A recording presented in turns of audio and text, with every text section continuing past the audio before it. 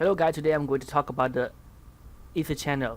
So EtherChannel is a feature that you can increase the bandwidth uh, between the switches. Okay, it can be layer 2 switch or it can be layer 3 switch. So by the way, in this topology, I haven't done EtherChannel yet, but I explain you a little bit. First of all, like all the switch 1 are connected to the PC, and the switch 2 connects to the server like that. Okay, and that's okay for the fast Ethernet is 100 megabit per second. The traffic can pass through the switch normally without any problem.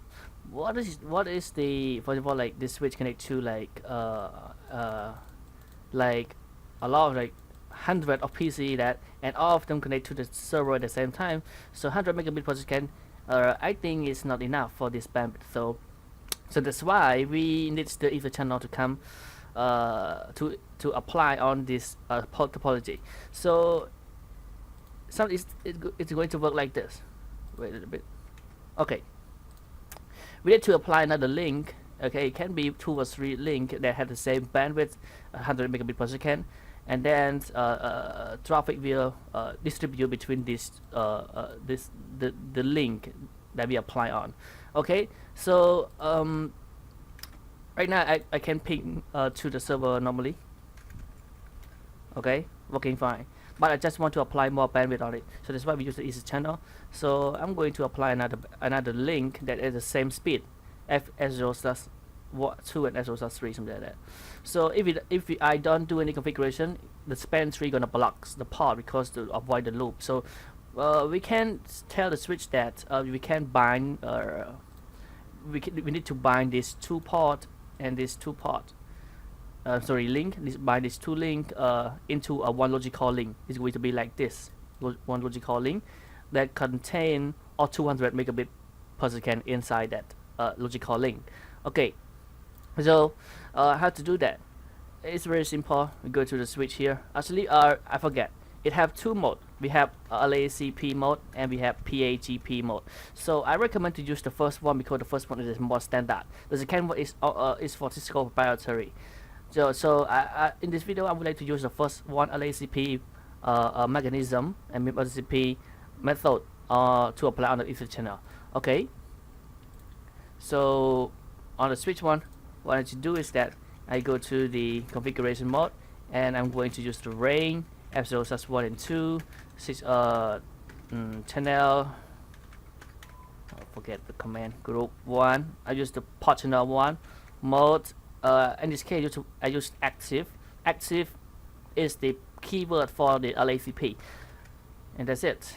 Okay. The other switch. Actually, we have to configure the same thing.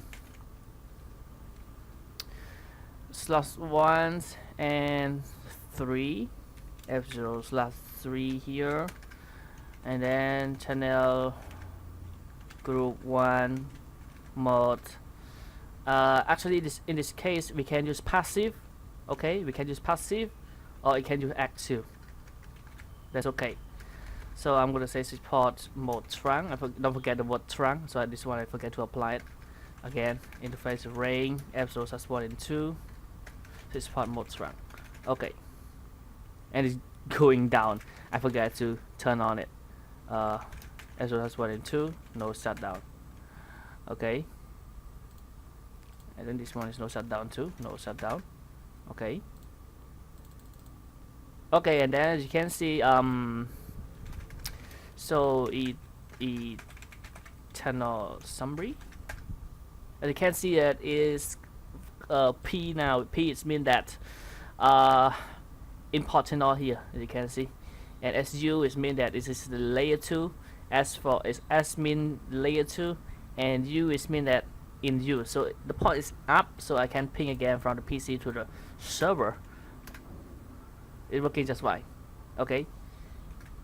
Alright. So this is the concept of the EtherChannel. Actually, you can use the another algorithm like port channel load balancing method. You can use the destination IP, destination MAC, source destination IP, something like that. You can use any port channel load balance mechanism, whatever you want. It depends on the topology. Alright, hope you guys enjoyed this video, and thanks you very much.